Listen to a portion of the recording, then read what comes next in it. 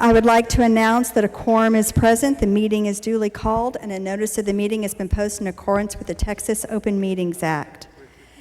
The time is 6:02 p.m.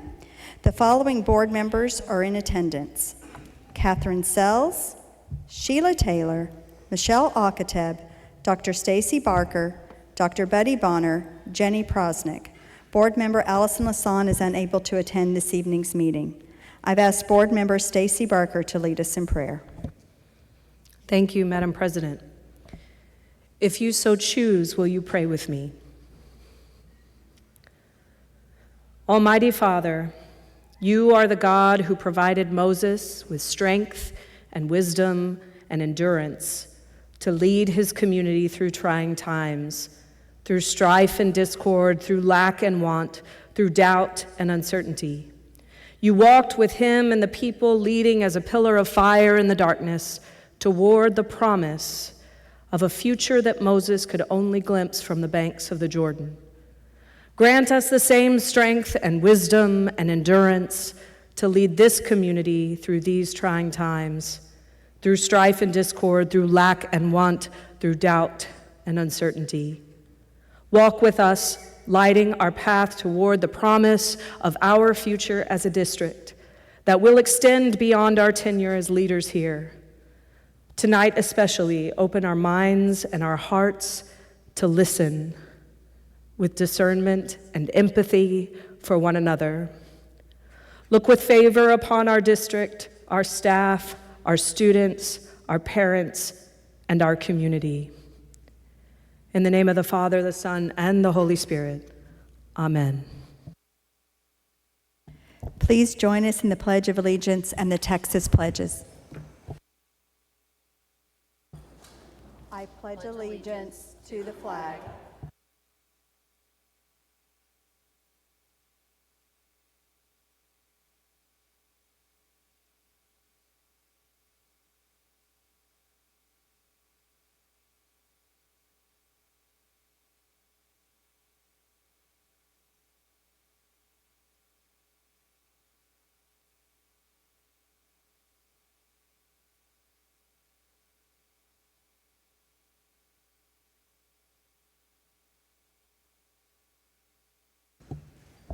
Welcome.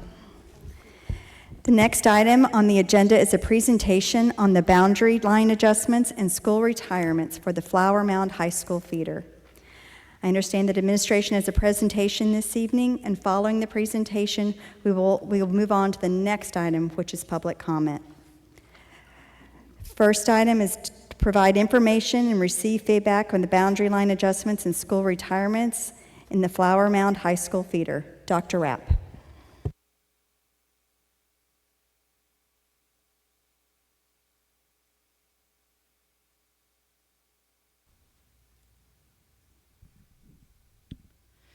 All right, I want to start out this evening by saying thank you all so very much for being here this evening. We appreciate that you are taking time to study the proposal that has been put forward to the community, to come learn more about the proposal that we'll go over this evening that we released last week as well, and then ultimately to give us your input, comments, and feedback so that we can consider this proposal through as many lenses as possible before the board considers making a decision.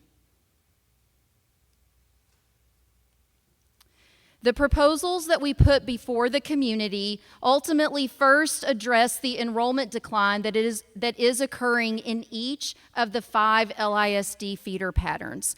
Across our 127 square miles, all of our feeder patterns are experiencing enrollment decline. And just like a school district, when it is fast growth, builds schools and buys land and adjusts boundaries in order to fill up the schools as they're built, Louisville ISD is now on the other end of that continuum.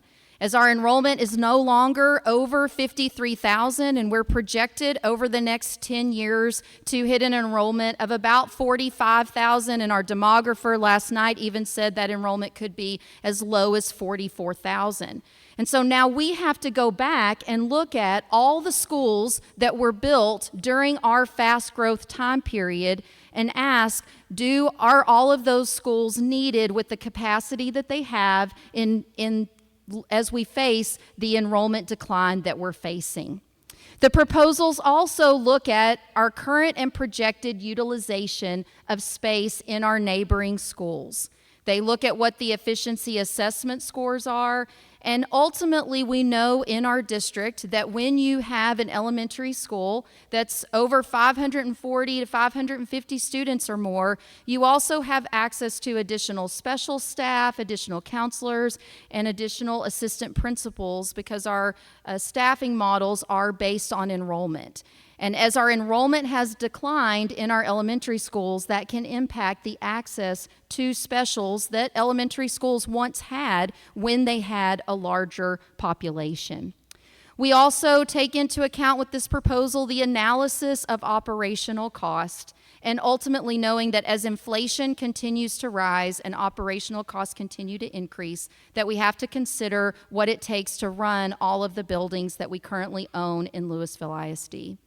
And then we also know that ultimately, with the retirement of two previous schools, the retirement of Hedrick Elementary and Stewart's Creek Elementary, when you retire a school, the board has options that they can consider in terms of repurposing or leasing a building for additional revenue or selling a building and the land.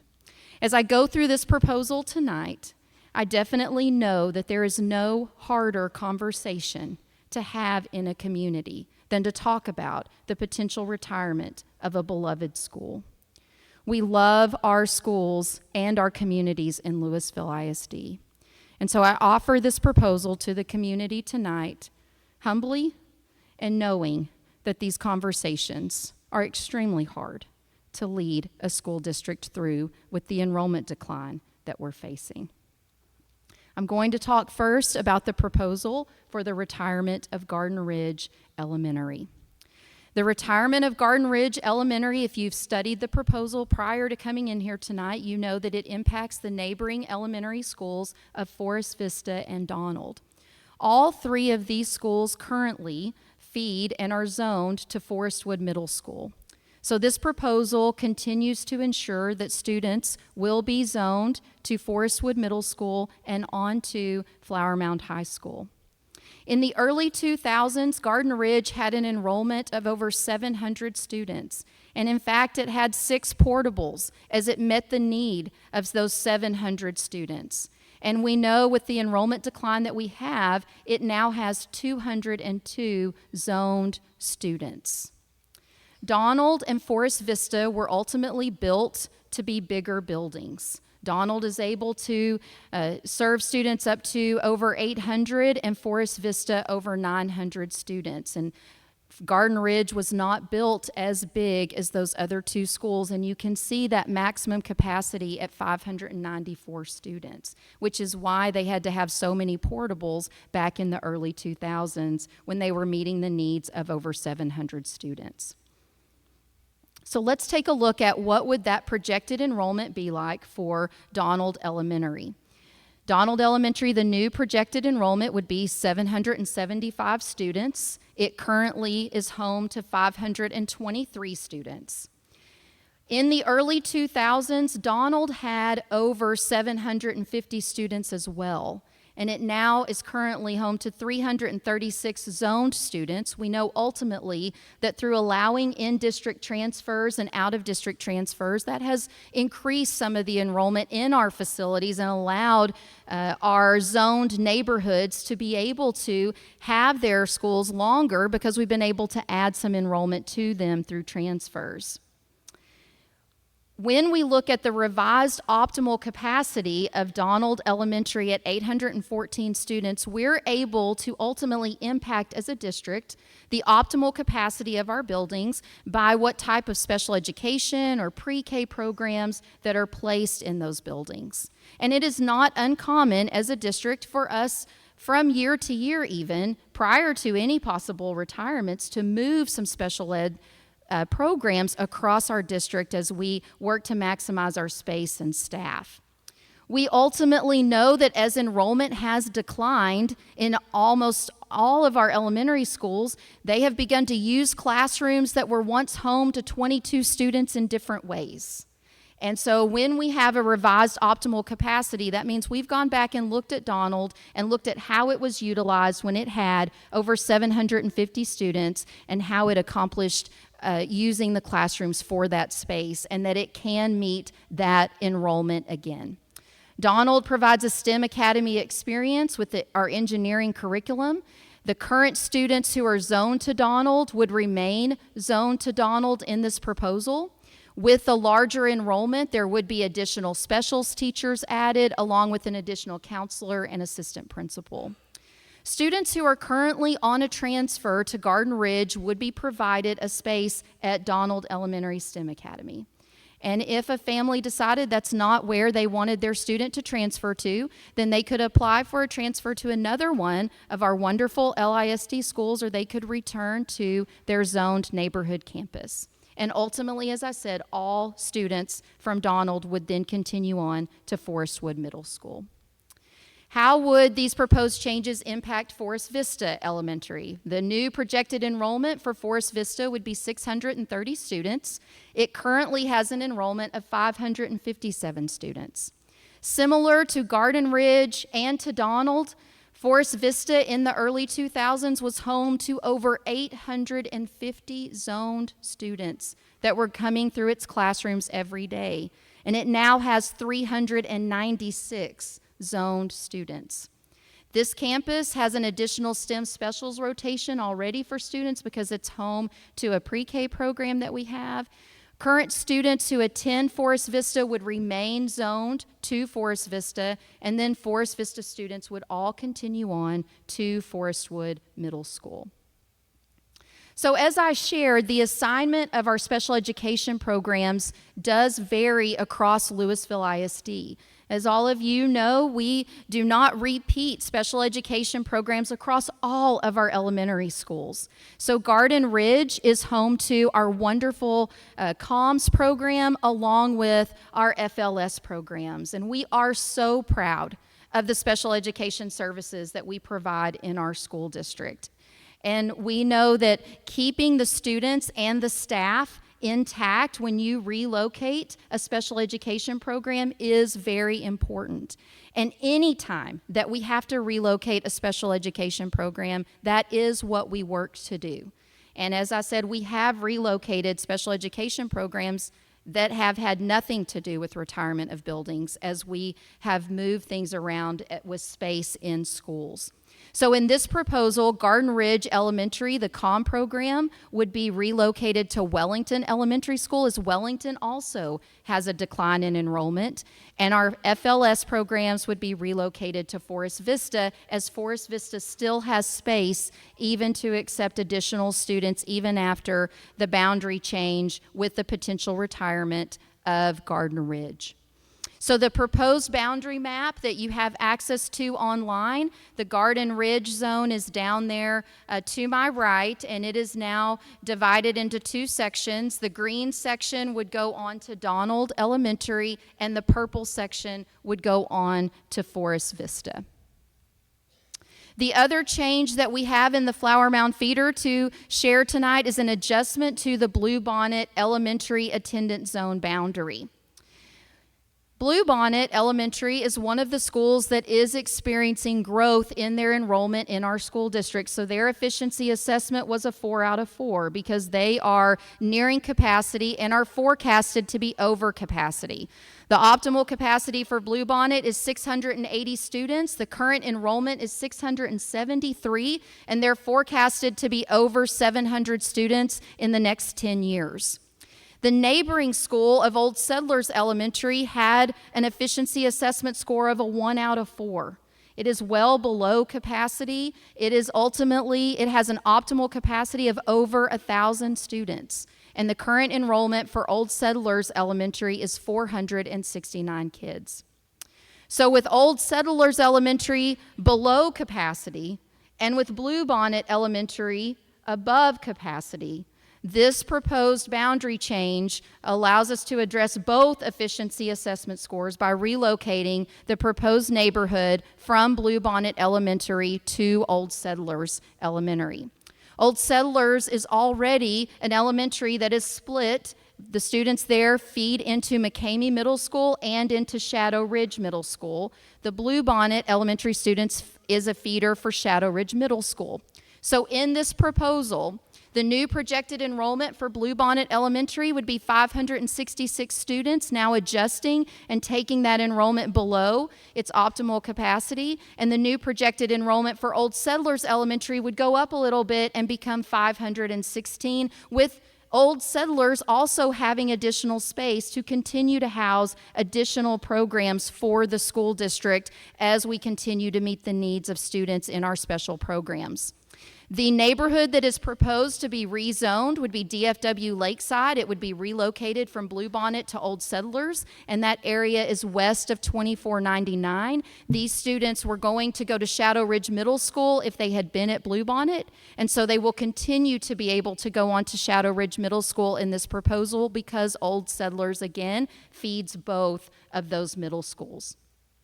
Here is the proposed boundary map that would be the change. So Bluebonnet is now in pink, and the section that's down in green that was inside the red of the Bluebonnet boundary lines would now be zoned to Old Settlers Elementary. And with that, Madam President, I'll close my presentation of going over the proposals that were put online. And I would share with everybody that a video recording of tonight's meeting will be posted on the website. The proposal that I just went over is available on our website as well, and we will share and post our follow-up communication to what we hear by feeder on our website also. Thank you, Dr. Rapp. Public comment is next on the agenda. The sole item on our agenda today relates to potential boundary line adjustments and school retirements in the Flower Mound High School feeder. We are here to listen to your feedback and input about this specific topic. Comments on other topics or about potential changes in other high school feeders will not be permitted at this meeting. We are here to listen to you, but please understand that we're not able to respond directly to comments or questions posed by speakers. I know that many of you have stepped away from your evening responsibilities to be here and give your input, and we understand that your time is valuable. To ensure that we can get to each speaker within a reasonable period of time, the following procedures will apply for public comment. Each speaker must have registered to speak online by 12 p.m. yesterday, Monday, November 11th. Speakers who registered online should have checked in with the staff by 6:30 p.m. If you did and you have not checked in with staff, I would do so now. You will receive an assigned number indicating the order in which you will speak. I will call speakers up to the microphone in numerical order. This microphone over here is even. This microphone over here is odd. We have several smart students in the auditorium if you need help. We will hear comments first on potential boundary lines adjustments. Once those comments are complete, we will hear comments on potential school retirement.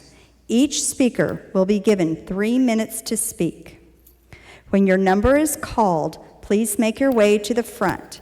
We will call speakers up 2 at a time so that the next speaker is ready to move quickly to the podium when their turn comes. Please respect each speaker's opportunity to be heard and refrain from any disruption during or in between speakers. Return to your seat once your time has expired so the next speaker can get to the podium. Please limit your comments to the potential actions directly impacting schools in the Flower Mound High School feeder. We ask you to focus on your campuses only and refrain from disparaging or negative remarks about other campuses. Please be courteous and respectful to others in making your comments. Finally, we want to thank each of you for being here.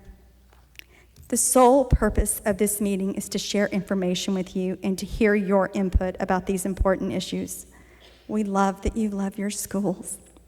And we are so appreciative of those who have reached out to the board and staff via email or other means to express themselves respectfully about these difficult issues. I will now call Speaker 1 and Speaker 2.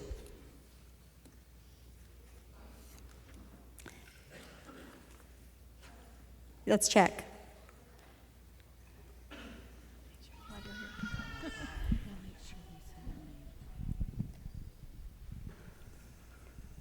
Hello, hello. So that should be Isabel White. If you will please state your name, and then you may begin. Okay. Hello, good evening. My name is Isabel Cabarcas Quick, and I'm discussing factors that negatively impact students' emotional functioning when divided from friendship groups, such as a case facing Old Settlers 5th graders to 6th graders. I'm a licensed clinical psychologist in 2 states, including the state of Texas, and I am also a mother of 2 in LISD. I have a freshman at Flower Mound High School and a daughter in 5th grade at Old Settlers. Our son also attended Old Settlers. This is the second time having to help a child prepare go to a middle school without many of their friends. Old Settlers is the only elementary school in our area that divides the students. Half go to Shadow Ridge, half go to McCamey. I can't tell you how many tears this has cost our family and children and emotional difficulties we as parents have had to live through and support and I'd argue unnecessarily. Social disruption is very difficult, especially when discussing the uniqueness of each child. Not every child is extroverted or easy to make friends. Our daughter is introverted, and we have been discussing and preparing for this transition for almost 2 years due to anxiety about going to a different school from her very best friend, but knowing a lot of her friends are going to McCamey. Her best friend cannot transfer to McCamey. She's allowed 1 transfer in kindergarten through 12th. As a licensed psychologist, I know being without established peer groups and friends often triggers anxiety about fitting in and navigating new dynamics when entering a new school. Studies confirm losing close friends who attend a different middle school can lead to isolation, anxiety, difficulty building new friendships, negatively impact concentration, academic engagement, self-confidence, and sense of belonging. As such, I'm proposing for all of Old Settlers to transfer together to either Shadow Ridge or McCamey. Not all children are the same. Some children adapt more easily to change. Our daughter is more introverted, is struggling with losing established friendships, and is experiencing unnecessary anxiety and sadness. I'm advocating for a change in zoning to prevent this problem altogether. I'd be curious about the number of transfer requests received by families and Old Settlers due to this very problem. Old Settlers is the only elementary school that gets divided. It feels unfair, wrong, and I hate it as a parent of a struggling kid with this. Please consider sending all of the Old Settlers to Shadow Ridge, for example. There are no low numbers at Shadow Ridge or McCamey. I just ask and pray that you please consider sending all the 5th graders to 1 school as of this coming year. We can do our best in facilitating out-of-school meets and activities, but I see this facilitation being an unnecessary stressor and more of an emotional burden when with uncertainty that could easily be resolved with rezoning. Thank you. Thank you. Speaker number 2. Good evening. Thank you for the opportunity to speak today. My name is Adalia. Could you please state your name first? Adalia Herrera. Oh, thank you. Thank you. I'm here on behalf of the families in our district who have been directly impacted by the proposed boundary adjustments. I want to acknowledge the district's commitment to allowing families affected by these changes the opportunity to request transfers once final boundary decisions have been made. This support is crucial for those of us facing uncertainty about where our children will attend school next year. I will also like to advocate for prioritizing transfer requests for families who are directly impacted so that our children experience the least amount of disruption to their education and routines. In addition to addressing boundary adjustments, I also want to raise an important point regarding the potential retirement of certain school facilities. Closing schools has a significant impact not just on the families but on the entire community. I believe there are alternative strategies we can explore to keep these schools open while also meeting the district's goals of efficiency and sustainability. and some suggestions include maximizing building utilization. By opening up school facilities for community use, we can create new revenue streams. For example, leasing unused spaces for after-school programs, community classes, or even partnering with local organizations could help offset some costs. Increasing enrollment through specialized programs within and outside the district, open enrollment to students from neighboring districts to enroll. That could also boost some enrollment. I believe that by exploring these solutions, we can work together to find a path forward that supports families, strengthens our schools, and keeps our community intact. Thank you so much for your time. Thank you. Speakers 3 and 4. 3, 4. Number 3, you may go. Good evening. My name is Ariel Almog, and I have a second grader and kindergartner at Bluebonnet Elementary. We moved from Las Colinas to Flower Mound in 2020, specifically because our son would be starting school and education is a top priority for us. After a lot of research and consideration, we settled on the Lakeside area because of Bluebonnet Elementary School.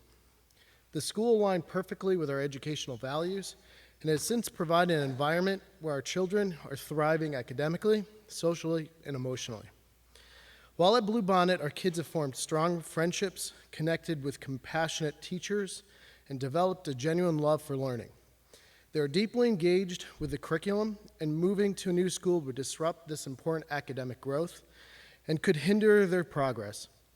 Transitioning to Old Settlers would mean starting over, which could be detrimental to their emotional well-being. It could lower their confidence and cause a major setback in their eagerness to learn. I think it's imperative for the board to consider the social and emotional well-being of all children involved. Changing schools at this stage would not only be a disruption to our children's sense of community, but would also add unnecessary stress and anxiety during a formative time in their lives. By allowing current students to stay enrolled at Bluebonnet Elementary, the district would also be supporting long-term educational stability, which contributes to better overall student outcomes. Transitions, especially during crucial development years, can be challenging and may affect both academic performance and emotional adjustment. To force these kids to leave their friends, go to Old Settlers, only to send them back to Shadow Ridge for middle school isn't a reasonable solution to the district's problem. It seems counterproductive to make kids leave their friends just to send them back in a couple of years. Their friendships will suffer, and the kids could easily feel out of place and left out upon their return to Shadow Ridge. I'm asking the board to consider grandfathering in all current students who wish to stay enrolled at Bluebonnet Elementary. If rezoning is the best option, please do it for the new incoming students in the fall. This would give children the stability needed to finish out their education at this school without disruption. By granting this request, the district would be showing compassion and understanding for the challenges that families are facing surrounding this decision. It would reflect a commitment to supporting the well-being of every student, ensuring that they are given the best opportunity to succeed. We're here because we love our kids, and their education and happiness are our top priorities. Our kids love Bluebonnet Elementary, and we ask that you please don't tear them from an environment where they're thriving. Thank you for your time. Thank you. Speaker 4. Remember? Can you hear me? Yeah.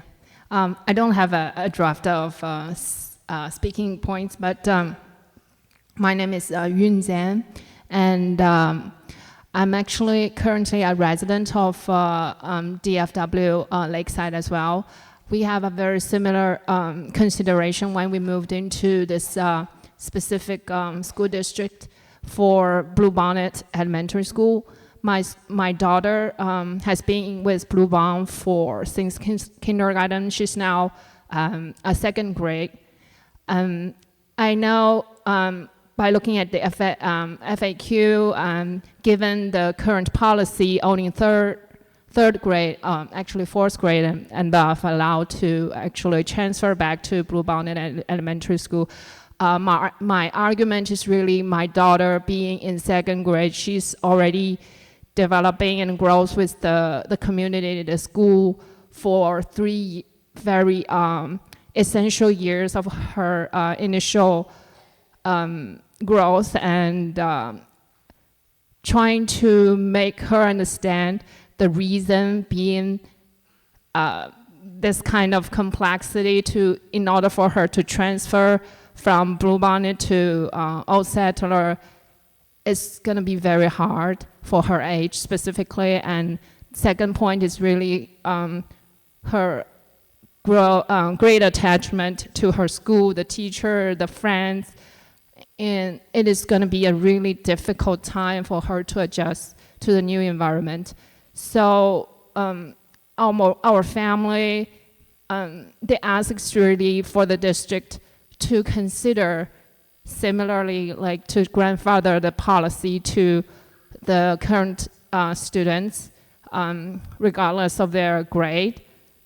And if that is a very hard option, I would propose, if it's possible, for the district to consider establish a path to recognize the transfer for the students to go back to their original assigned school, or at least to recognize the effort and have a path forward for approval for them to request to transfer back. Thank you. Thank you. That concludes all the speakers that we have who signed in for the boundary adjustments. We'll move on to the potential closure of Garden Ridge Elementary. Our first speakers will be speakers 7 and 8.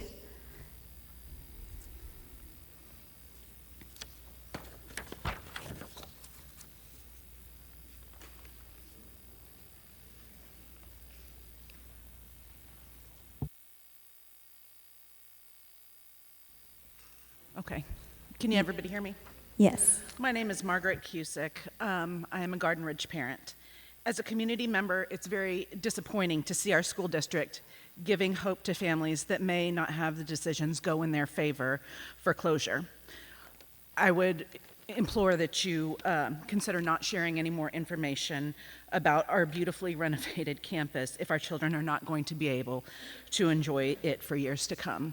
President Prosnick and Dr. Rapp, we're also holding on to the words that you've repeated in your emails multiple times, in that no decisions have been made.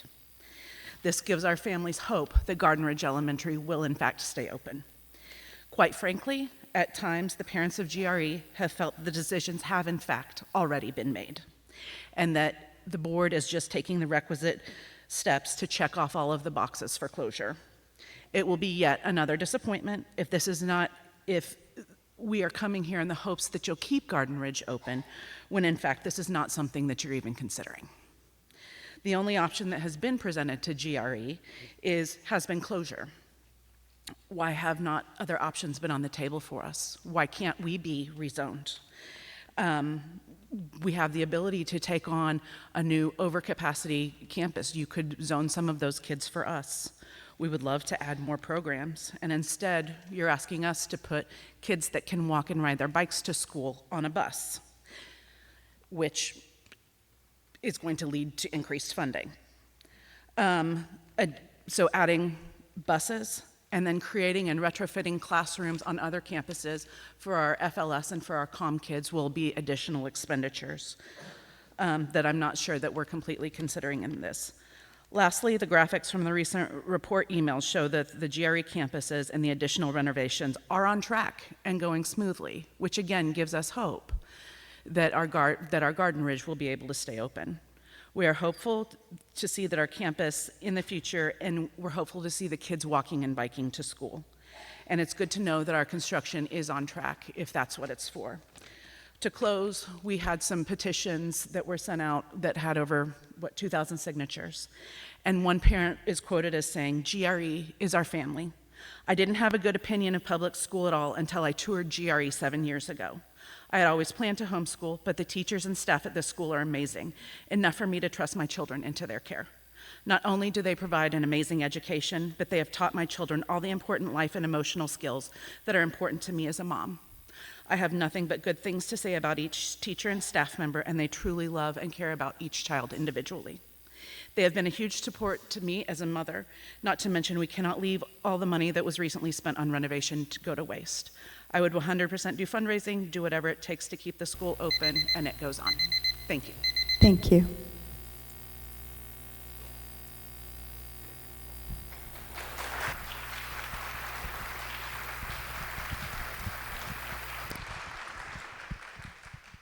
If you could start with your name, sweetheart.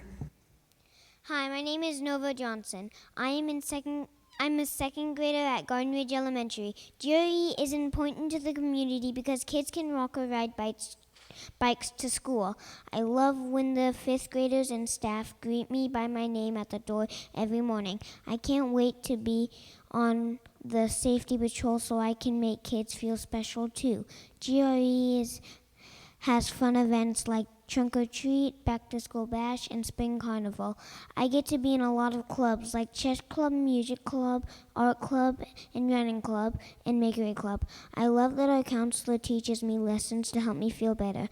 Our get-downs are so much fun. I love seeing all the class chants. I love GRE. Think of me when you vote. Please don't choose to close GRE. Thank you. Thank you. Speakers 9 and 10.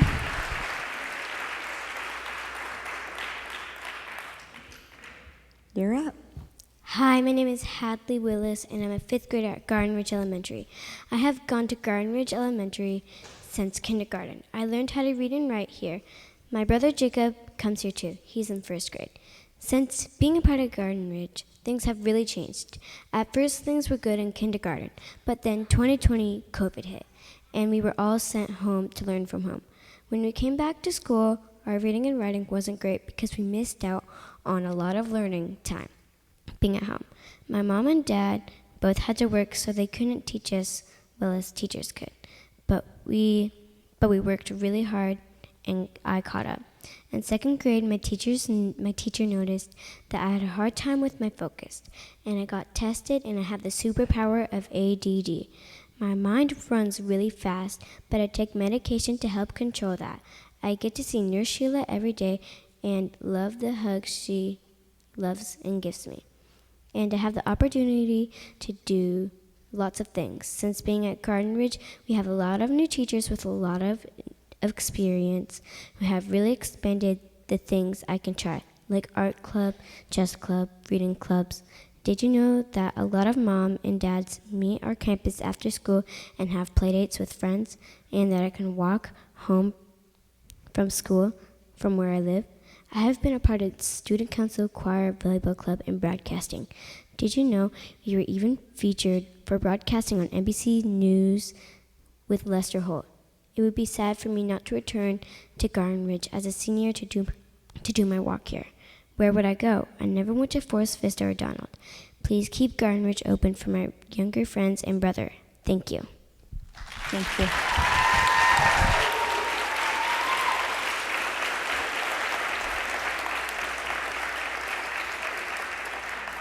You're up.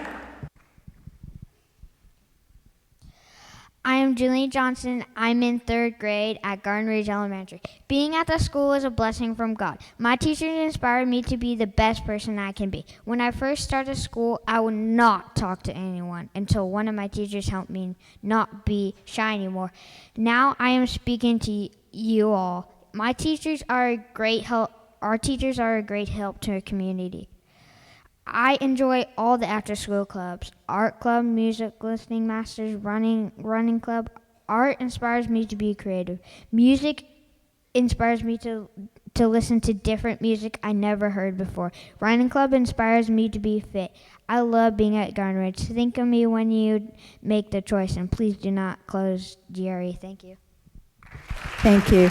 Speakers 11 and 12.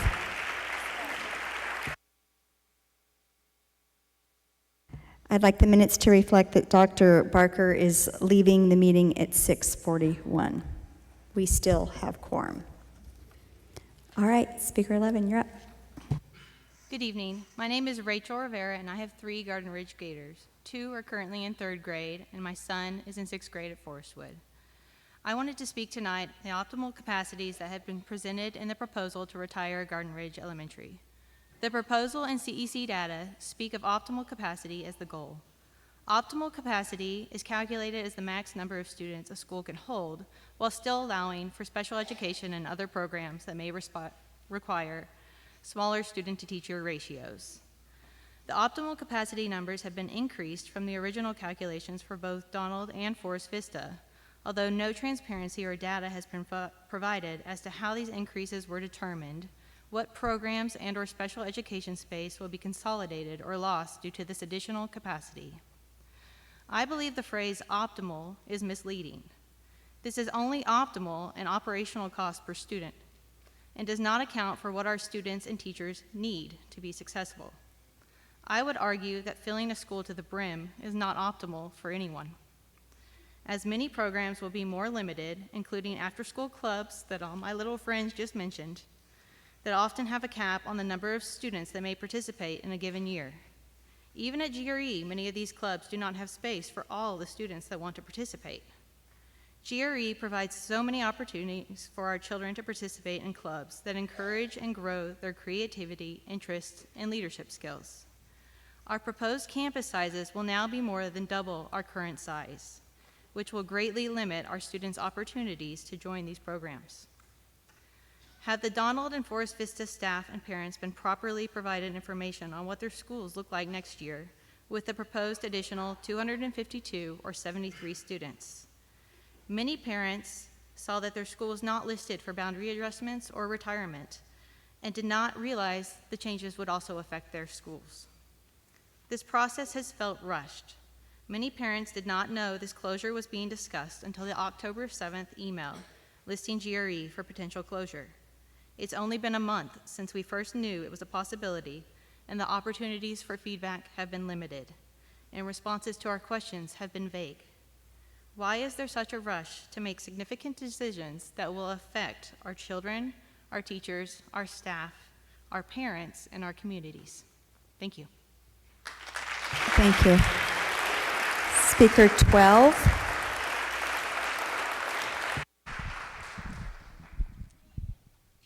Hey, my name is Kaylee Johnson, and I'm in 3rd grade at Garden Ridge Elementary. I love GRE because this school helped me with my speech, and I have graduated speech. GRE has also helped me with my reading. I used to not read that well, but I got to my grade level in reading because of all the help from my teachers. If I need help anytime, this school and my teachers make sure I get it. GRE has things after school, and they do tutoring, which helps me a lot. My teachers help me a lot, so that is why I don't want this school to close. Think of me when you make this decision, and don't close my school. Thank you. Thank you. Will speakers 13 and 14 please come up?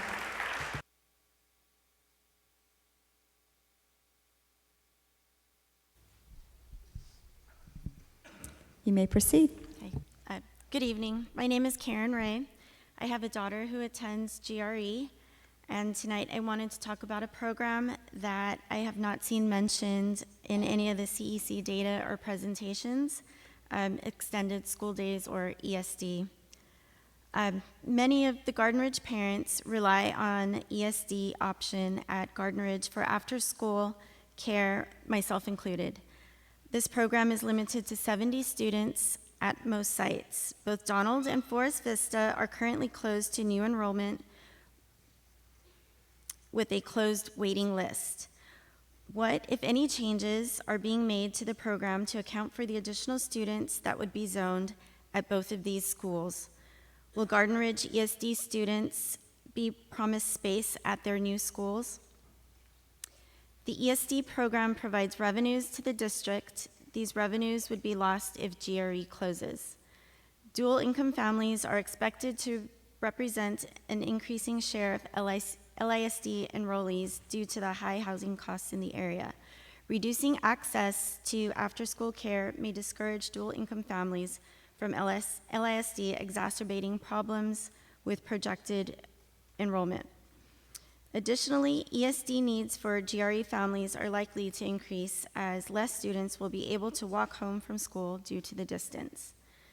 As a single parent, it's crucial to have ESD available for my daughter is too old for daycare and indeed is in need of this service. So thank you. Thank you.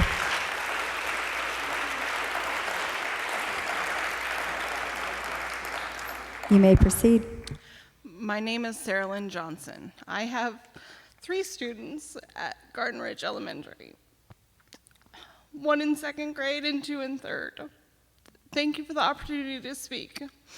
A strong primary education is a foundation upon which everything else is built. Student learning and student experience are 2 of the 4 cornerstones the CEC used to make the closure and rezoning decisions. However, they do not have any representation in the reports. 0 academic data or student learning is represented. 0 data on the quality of learning environment and instruction is shown. Garden Ridge excels at this. Student learning and experience is much more than the same class and curriculum. You can't just recreate what these schools are and expect the experience or learning to be the same. My major concerns are that larger classes and campus sizes will water down instruction, as research provides evidence of this. Larger class sizes will cause teacher burnout, which we already deal with. Our wonderful educators are leaving the profession now because of this issue. Larger campuses will limit programming opportunities. My son, who wants to be in student council, would have to compete with twice as many students for the same number of spots. His experience will be different. According to the school report cards linked on the district's website, GRE is the only FMHS feeder campus with 5 out of 6 distinctions. GRE has also continued to score all A's in the domains listed. Can you guarantee that our children will at least be going to a school with the same academic standing? If not, how is this meeting the guiding principles you have set forth? GRE's academic achievements have provided a strong standard as our students are contributing to future campuses and community involvement. Some of our students' parents attended GRE and they wanted the same school for their kids. One of the core values of Flower Mound is we are exceptional. This resonates with me when I think of Garden Ridge. Garden Ridge is one of the top 5 rated elementary schools in the district. GRE alumni have received 17 National Merit Awards in the last 3 years, which is about 10% of each grade level. GRE is exceptional. The last cornerstone is community engagement. If GRE is retired, you have our students going to 3 different schools. One of those doesn't feed into FMHS. Friends are being split in an alleyway, with one zone for one school and the other side going to a different one. How were these decided? Lastly, I want to talk about people like our counselor. When you add more counselors, you don't add, the familiarity that we have. Thank you.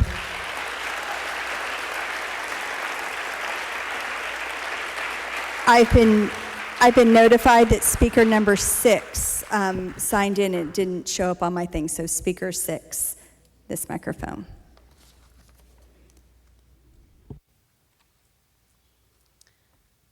Hi, my name is Chelsea Shear, and I have 3 children in LISD schools. My youngest, Eli, is severely disabled, and he couldn't be here, so we brought pictures. He's non-mobile, non-verbal, and has a feeding tube. He's in 2nd grade in the FLS class at Garden Ridge, and he's been there for 4 years. FLS stands for Functional Life Skills, and this program provides instruction for students with severe to profound delays in the area of cognition and are generally non-ambulatory and or medically fragile. For children with this level of special needs, consistency is key. These kids rely on familiar routines, familiar voices, faces, and even places. School for them is more than a place for learning. It's a place for safety, comfort, and stability. Closing Garden Ridge and moving these FLS students to Forest Vista will cause a disruption to their established routines and social support systems. It will increase their anxiety and stress and likely result in regression in learned skills. I can't emphasize strongly enough that these children are working very hard every single day to accomplish basic life skills that the rest of us take for granted, like standing or walking, eating from a spoon, and finding a way to communicate their wants and needs. They're already struggling to navigate the world, and regression in these types of skills is devastating and takes a long time to come back from. My son has thrived at Garden Ridge. This school is specifically designed and set up to support our FLS students. The classroom is larger to accommodate the special equipment needed, has a bathroom, a washer and dryer, and a ceiling track to support their body weight and help with mobility. This would need to be replicated in a new school to meet their needs. Another benefit of Garden Ridge is that it's a small school and easier to navigate and integrate our FLS children with the Gen Ed population. My son really enjoys attending enrichment and assemblies with the Gen Ed students. The small, tight-knit Garden Ridge community has welcomed our FLS children and been very supportive. Moving these kids to a school with 600 plus students is going to be overwhelming and difficult to recreate that same intimate experience. Our kids are going to have a hard time assimilating. So I understand that for economic reasons, LISD believes that school closures are necessary, but I urge you to think beyond the numbers and the budgets to the very real, very human consequences to this decision. My first ask is to not close Garden Ridge. I firmly believe it will hurt the most vulnerable students in LISD the most, like my son. However, if you decide you must close Garden Ridge, my second ask is that you keep our students together in our small class format and keep the same familiar teacher and staff as Dr. Rapp mentioned earlier. If our children are going to attempt to adapt to an entirely new environment, the only chance is if they do that with their trusted peers and adults. Make no mistake, this will disrupt their learning experience and could have emotional, behavioral, and learning consequences for these children who already face enough challenges. I'm asking you to prioritize inclusion, equity, and Thank you.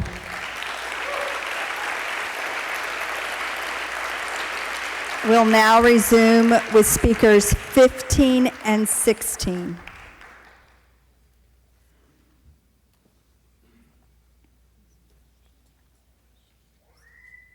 Thank you. My name is Kevin Forsberg. I'd like to open with a message of support from Ann Martin, the Mayor Pro Tem of Flower Mound. Due to a pre-existing commitment, Ann could not be here in person, but was happy to send the following endorsement of Garden Ridge Elementary to be read aloud at this meeting. She asked that I read the letter in its entirety, which was written in response to the Save the Garden Ridge fact sheet that I sent each of you individually. She says, "Thank you for reaching out. I did sign the petition to save Garden Ridge Elementary. Our son attended, and we have had the happiest memories of our 6 years of elementary school. He received an excellent education there and achieved the National Merit Finalist Award as well. Garden Ridge is truly a special place. I would be very disappointed should it actually be closed. I very much appreciate your data-driven approach. Presenting well-reasoned arguments is a strength. While I do know all of the LISD trustees and Dr. Rapp, I don't know that I have any more influence over their decisions than any other resident. I would highly encourage you to attend their meetings, speak during public comment, and recruit your friends to do so as well. Public engagement, in my humble opinion, is extremely compelling, especially when it comes to making difficult decisions. I am happy to stand with you and all who are working to keep Garden Ridge open and thriving." That was the end. We are very grateful for Ann Martin's support and for the support from stakeholders that we've heard from all around Flower Mound. With my remaining time, I want to speak on a significant, relatively small safety issue that may require cooperation between LISD and the town of Flower Mound. This issue will affect my family personally and probably other Garden Ridge residents zoned to Forest Vista. Okay, here's the issue. So right now, Forest Vista Elementary sits north of Forest Vista Drive, which is a very busy and high traffic sort of thoroughfare. The zoned neighborhoods to the south haven't needed to cross this in order to get to their school. They now do. There is a blind corner, right, that moves very quickly directly between the school and the zoned neighborhoods. And there's also a park there with a walking path that sort of connects the neighborhoods right to, the blind corner immediately across from the entrance to the school, right? So it's going to be a very, very tempting path for all of the new zoned residents. There is a crosswalk sort of on the far east side of the district, and so probably it meets some sort of like technical crosswalk is present threshold, but it's just not going to be the tempting path, and so it will open up dangerous conditions. So I imagine someone, LISD, Town of Flower Mound, will take a look at this and have to pay for construction and some sort of safety measure, right? Because as it stands right now, it's just not going to pass the smell test for safety. And so if you do go ahead with this, I would love somebody to take a look at that, right, so we can kind of get in front of any potential issue. Thank you. Thank you.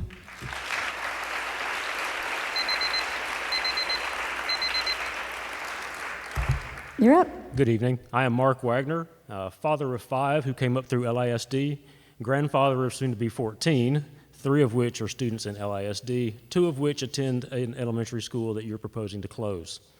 I have 3 questions tonight that I would like to receive some feedback on. The first is with regard to your efficiency measures. Originally, there were 3 middle schools that had an efficiency score of 0 or 1 out of 4, and they have since been removed from the closure list. Garden Ridge Elementary has an efficiency score of 2 out of 4 and remains on the closure list. I'm curious what the additional factors were that you took into consideration when making the decision. I suspect it has something to do with the upcoming demographics, but I would like a response to what, in addition to the efficiency score, led to your decision. Item 2 is a safety issue. Donald Elementary is a neighborhood school on a small neighborhood street, and there are already cars lined up and down the street every day at pickup and drop-off time. You're proposing to add another 150 or so cars to that traffic flow every day, and I'm curious what mitigations you are proposing to deal with the additional traffic congestion on that street. Item 3 is also a safety issue. All of the walking students and bicycling students from Garden Ridge Elementary that continue to walk or bike will now have to cross Morris Avenue, a 6-lane avenue that the town of Flower Mound says handles about 20,000 cars a day. Clearly that's a safety issue, and I just want to make sure that the safety of our students is one of your critical criteria in making your decision, not just looking at the numbers. I was going to speak to the ESD program, but that's already been covered by Speaker 13. We'll use the rest of my time to point out that LISD is an exemplary school district for a reason, and that reason doesn't exist just because of what happens inside the classroom. My concern is that when you drop 700 kids into Donald Elementary, the opportunities for some of the other programs will go away. The after-school art club, the after-school music club, the after-school makery club, which is a STEM activity. If these activities get limited just because there's too many interested students, the students who don't get to participate are going to be the ones who suffer. When the students suffer, LISD's exemplary status may also suffer. I just want to be sure you're not solely looking at the numbers, but you're also taking into account the intangible factors as well as the safety issues I brought up. I look forward to hearing your response to my questions. I want to thank you for taking the time to listen to me today. I do not envy your job. No matter what you decide, you're going to have a whole lot of angry people. I wish you good luck with that, and have a good evening.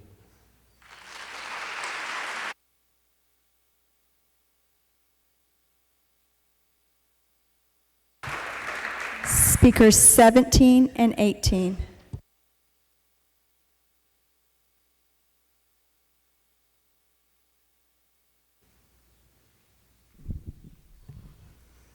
You may proceed. Thank you. Hi, my name is Jen Russell. First and foremost, I would like to say thank you to our Board of Trustees. Thank you, Dr. Rapp, for your guidance and leadership. In my last 11 years that I've been in LISD, it's been an honor to serve under and learn from all of you. I've had the opportunity to work with some of you directly, and it's been one of the best experiences of my life. I'm sorry that y'all are in this position. I can't imagine being in your shoes, and I'm so sorry that you're having to face this. I do not wish this upon anyone. There are several emails in my drafts that are meant for y'all, but I just couldn't bring myself to send them to you. I know how hard you work. Please take this, me showing up today, to chat. As you listen, as a sign of my faith and trust in your leadership. I'm what the youth call a yapper, so I'll try to keep this quick. I've poured into LISD for the last 11 years and happily done so. You've watched me MC pep rallies, coordinate community events, and grow student leaders on my assignment and on my own campus. I've grown as an educator and a leader and a human, but the last 6 years I've had a new job. One that I was severely and continue to be severely underqualified for, and one that humbles me every single day, and he calls me mom.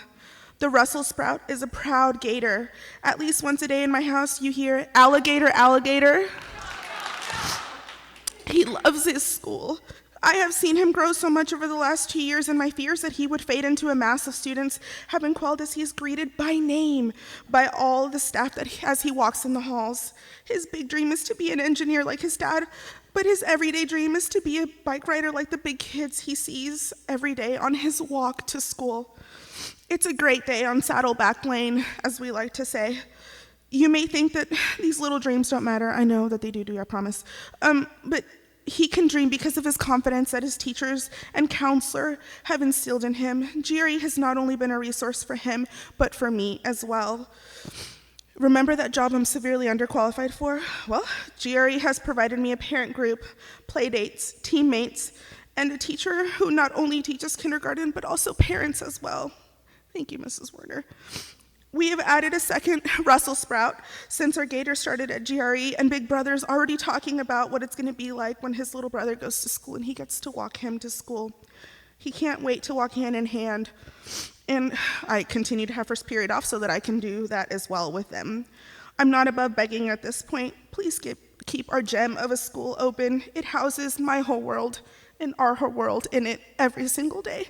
Thank you once again. I've chickened out the last 2 board meetings of talking to y'all, but I'm here today, so I really appreciate your time, and I appreciate you being here today. Thank you.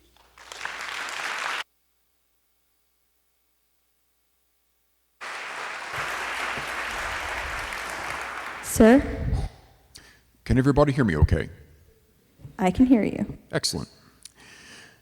Good evening, honored school board. My name is Patrick Murray, and I have a son who is a student at Gardner Ridge. Like Mrs. Shear, speaker number 6, I come to echo her very sentiments. For like her son Eli, my son, Preston Murray, is likewise nonverbal, non-ambulatory, likewise needs a feeding tube. Needless to say, he and her son are classmates and should go without saying, the best of friends. Garden Ridge Elementary School is one of the most special elementary schools I've ever encountered in all of my years.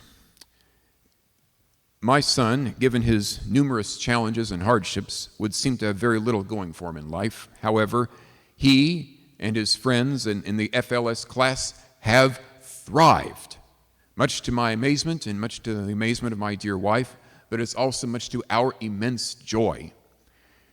My son has now been enrolled there for it will be his 5th school year at Garden Ridge, and he could hardly be happier.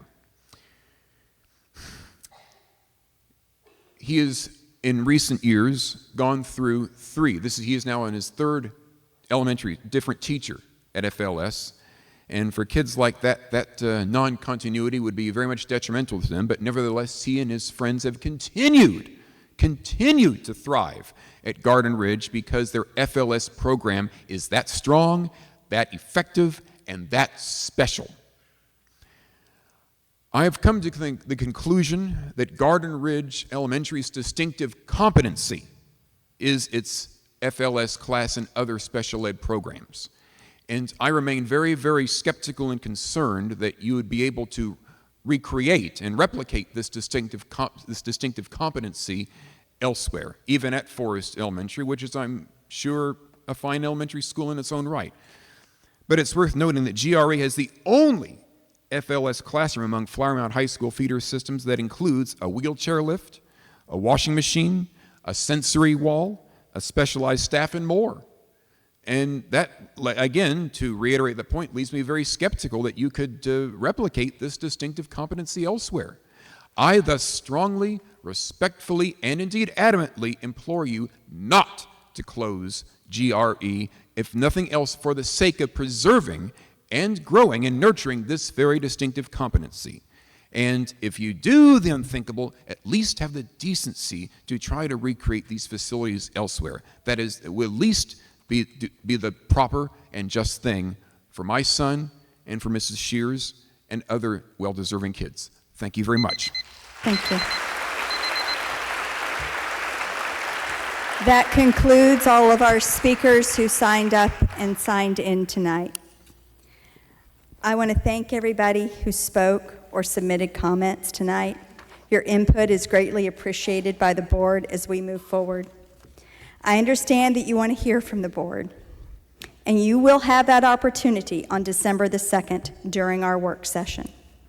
Please note this will be a regular work session where there will be discussion among board members on agenda items and not a dialogue with the community.